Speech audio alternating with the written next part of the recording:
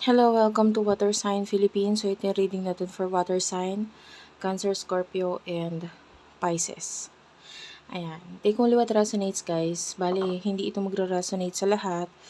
Kasi, unfortunately, hindi ko talaga makukuha lahat ng energy ng water sign sa mundo. Pero okay lang yun. May mga next readings pa naman tayo.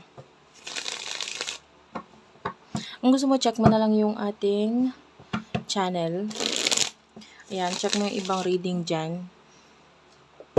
Kung ano yung parang tumatawag sa attention mo, check mo yung video na yun, maaaring yun yung video or ang reading para sa'yo. Okay, so again, this is for water sign, kapalaran sa pag-ibig. Personal reading kay Jing Tarot Trader ha, siya ay nagbibigay ng personal reading, tarot reading. Ako, hindi pa po ako open sa personal reading. Pag nag-open ako, magsabi na lang po ako.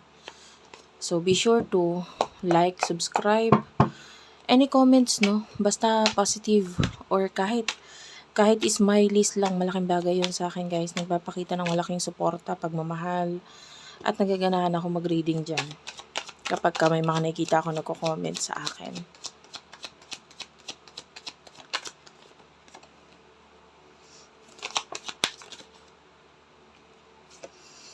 The Chariot and the Ten of Swords.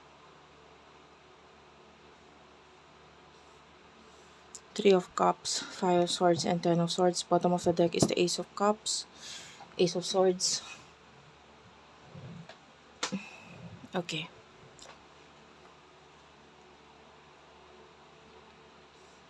So, sa nakikita natin dito, yan. Cancer, Scorpio, Pisces, Gemini, Libra, Aquarius energy. Major Arcana, the Chariot.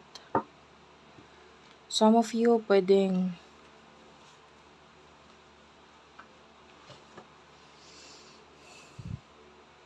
actually with the Five of Swords, either you're cutting off someone in your life, yeah, or maybe you're dealing with a person na parang gusto mong may i-end siya sa buhay niya, you know, and whatever this ending is, nakikita natin na ang gusto mong mangyari is that you want to, Three of Cups, maybe after nitong ending with this person, makikipag-reconcile ka, or Three of Cups, this is you wanting to reconcile with someone. This is you na gusto mong magkaroon ng union with another person. And maybe in order for that to happen, kailangan magkaroon muna ng Five of Swords, which is big change sa either sa buhay mo or sa buhay nitong taong to. So, anyway, pwede ko kasi makuha ang energy mo, pwedeng makuha ko yung energy niya, pwede magkapalit-palit ang role. So, bahala ka na kung saan ka dito. And the Chariot, this is your person, Cancer energy. Yeah, there's a fast action here with the Ten of Swords. Pwedeng, if ever na magkakaroon ng ending, gusto as much as possible. Parang ganun. Agad-agad. Sana matapos na to. And then you do have here the Ace of Swords and the Ace of Cups. I don't know if you're dealing with a new person. Pwedeng ganun. Or pwede rin namang pass. But some of you, mas majority is new person. Like you want to end something here with another person. Gusto mo nang tapusin because you want this new person to arrive sa buhay mo, or magkaroon ng reconciliation with the past, or magkaroon ng new beginning with a new person. So, take only what resonates. But you are already feeling a lot of energy with the Ace of Cups and the Ace of Swords. So, ito na yung nasa isip mo at saka nasa emotions mo ngayon, whoever the new person is. Okay? Parang gusto mong ibigay lahat dito sa person na ito. And I want to know more sa connection ninyo, what will happen, or sorry, emotions. Anong emotions ninyo sa isa't isa nung person na ito? If ang kakonect mo is a new person, maybe there's still blockage. So maybe ang gustong mangyari is matanggal si blockage. Like maybe gusto mo mawala na tong blockage na to sa inyo. Parang ganun. So alamin natin what's with the Chariot.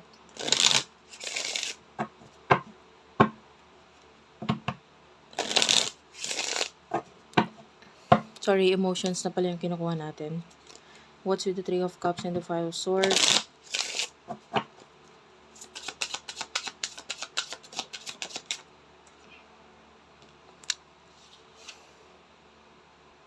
Zebra stone at saka Fuchsite.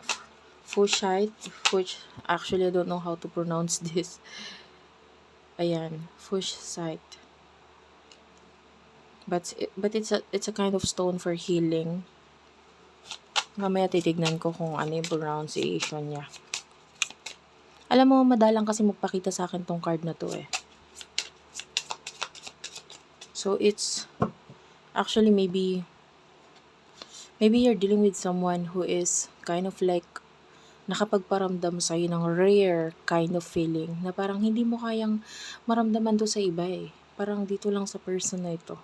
Kasi yun yung naramdaman ko din dito. And there's something dito sa person na kakonect mo na parang like bigla ka na interest sa future. Parang bigla ka nagkaroon na interest with regards sa spirituality, sa future because of this person. So, somehow nakakatulong siya sa development mo spiritually. 'Di ba? So maybe in the past, wala kang pakialam sa mga tarot readings or what, or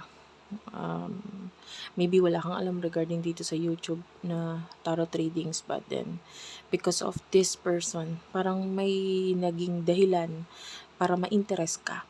So some of you ganun. Bottom of the deck, it's a very beautiful, it's like this is my favorite card dito sa deck na ito. This is rose quartz. This is love and heart chakra. So, nakikita natin dito might be you feel like this person is quite unique. Kakaiba siya. Emotion mo para sa kanya, maybe part of you is like healing, or maybe whatever your traumas in life, mga pinagdaanan mo sa buhay mo, somehow nakakatulong itong person na ito na matanggap mo yon. So, some sort of like nakakatulong siya sa'yo to understand life, to understand spiritually, ano ang purpose mo or anong meron sa iyo as a person, and nagkakaroon ka ng deeper level of knowing and knowledge pagdating sa spirituality. Garnet is here, and this is showing us this person is ready to commit na sa'yo. That, like, there's a lot of love between the two of you. This could be the new person. And yung direction niya is papunta sa'yo. You do have your direction. Actually, wow, this is weird. Alam mo, madalang ko naman talagang gamitin itong deck na ito, but this is the first time na hindi ko masyadong nakukuha yung tuwing gagamitin ko siya, hindi ko talaga nakukuha tong mga card na to eh. Ito. So, I don't know how to pronounce this, honestly. Deoptes. And I don't have that stone yet. Kaya, hindi ko siya pa alam. Fuchsite. This is also another stone. But, as you can see, pag ipakita ko sa iyo ng malapitan, the cards are showing both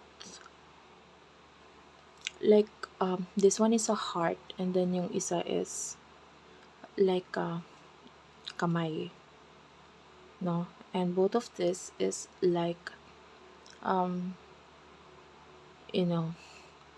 heart chakra, but what is here is like a palm or kamay. So maybe some of you, kung may nagpapareading na or nakapagpa-reading ka na sa tarot reader or palm reader, maybe nandun na yung sagot about this person. Yeah, pwedeng meron ng mga nabanggit sa iyo yung person or yung tarot reader or yung whatever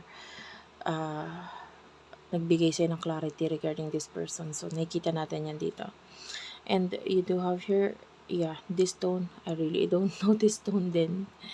And this is, it says here, direction and heart chakra. So, yung energy na nakukuha ko dito is that this person is feeling a lot of emotions and passion towards you. Basta pagkasama ka niya parang at peace siya, gano'n. 'Pag nagkakausap kayo parang nagkakaroon kayo ng clarity sa bawat isa. And you do have here at the bottom of the deck, rose quartz. This is a lot of emotion, a lot of hearts here, guys. Ilan ang heart dito, oh? Heart chakra. 1, 2, 3, 4. So, 1, 2, 3, 4, 5. So, 5 card na heart, limang stones na heart chakra. Okay? So, it's opening both of your heart chakras. So, pwedeng ikaw, unti-unti ka nabubuksan, yung emotions mo, pwedeng nafo-fall ka sa taong to, nakikita mo siya as someone who is so pretty, so beautiful, so talented, babae man or lalaki.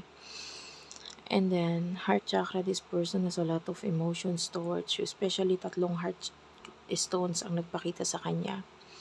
And this is showing us like emotions ng taong ito. Like this person is willing to end whatever is needed to end here with the 10 of Swords. Willing siyang end to i-open ang heart niya sa'yo or i-open na ng buhay niya para sa'yo. The Zebra Stone, it is showing us like a rare connection, and it's like some kind of acceptance ang kailangan gawain dito sa connection na to. Like, you need to accept your own shadow. Kasi the Zebra, alam mo yung, may napanood akong video about zebra eh. So, anong meron doon? Paano ko nasabi yon? Bakit? I-connect ko yun dito? Kasi doon sa story, there's a one horse wherein siyang horse na siya. Parang ang color niya is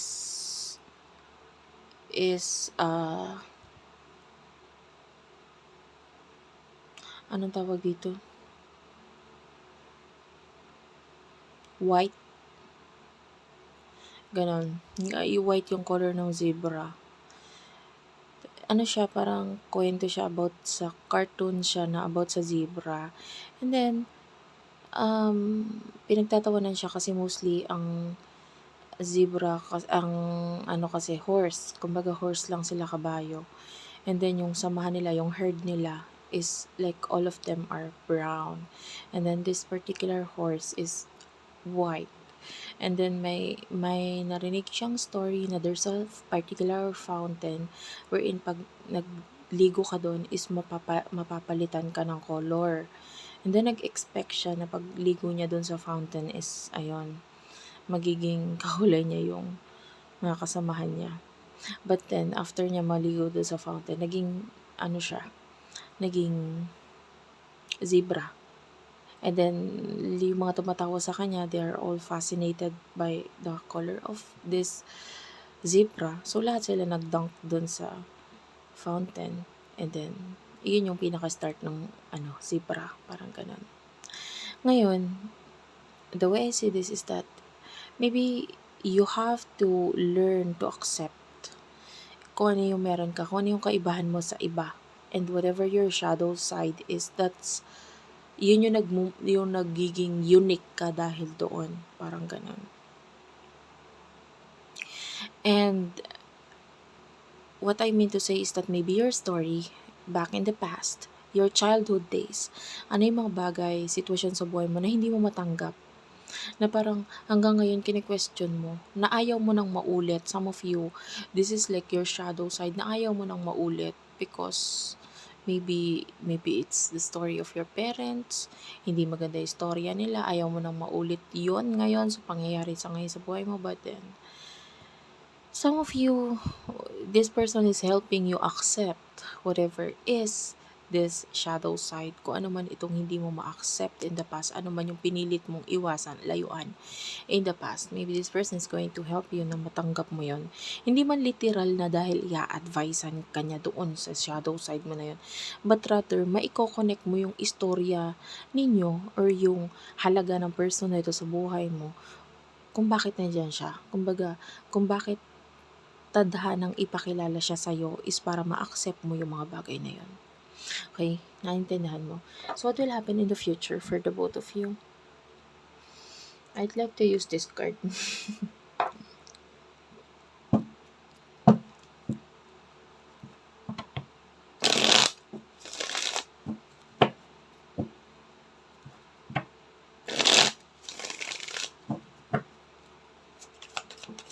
In the future for the both of you, Cancer, Scorpio, Pisces, you do have here the 10 of Swords, the 6 of Wands, and the 5 of Wands. Okay, in the near future, you do have here the 2 of Cups, the Ace of Cups. Guys, di ko alam sa inyo ha, kung hindi pa kayo matuwa nito. 10 of Wands is also here, and followed by the 7 of Swords. Ayan. The Sun. Sorry, the Lovers. Pero nakita ko yung sun dito. It's brightly shining. Wow. Kinikilig ako ngayon pa lang. Why? Kung titingnan, dito muna tayo magsimula sa bottom of the deck, guys. Sa bottom of the decks. The Lovers. This is a beautiful card. Relationship card. Connection. Na masayang masaya. No? Masayang masaya. Especially, you do have here the 2 of Cups. This is relationship. As you can see, itong dalawang cards, they are both drinking from the same cup. So, ito ay showing us like, yung emotions nila sa isa't isa is like, they're willing to share the emotions, the life with each other. Water is life. So, it's like both of them are willing to share their life with each other. And yung tail, it's like something na hindi nila pinapansin. And sa inyo yun, sa connection nyo. And that's your shadow side. When you learn to accept and pansinin yung shadow side mo, and you would learn that this is part of you. Yung shadow side mo is a part of you. This is something na bumubuo, kumukumpleto sa personality mo. When you have learned to accept that, there's this happiness in the future between you and this person. Ayan. And the Ace of Cups, ayan na oh. And the Rose Quartz, ayan. Rose Quartz, this is heart chakra, this is love. Ayan oh. Tapos Ace of Cups. And guess what? Hindi lang dito nagpakita si Ace of Cups. Dito din. There's a new relationship for you in the future. New love for you in the future. Ayan. There's this 1 and Ace of Swords and Ace of Cups. So that is 111. That's a new beginning for you. New love, new connection. And whatever is going to end here, dapat lang talaga siyang mag-end. And hindi naman siya dahil and 10 of Swords, yan, a lot of ending, hindi lang sa'yo, sa side niya din, may ending din na mangyayari doon in order for you na magkaroon ng changes sa connection ninyo, and nakakita tayo ng magandang partnership, relationship, and full of love in the near future sa inyong dalawa. Okay, napakaganda nitong reading. I love you all, guys. Sana nakaresonate kayo, nakarelate kayo, nakakuha kayo ng messages doon. I love you all. Thank you for watching, and bye-bye.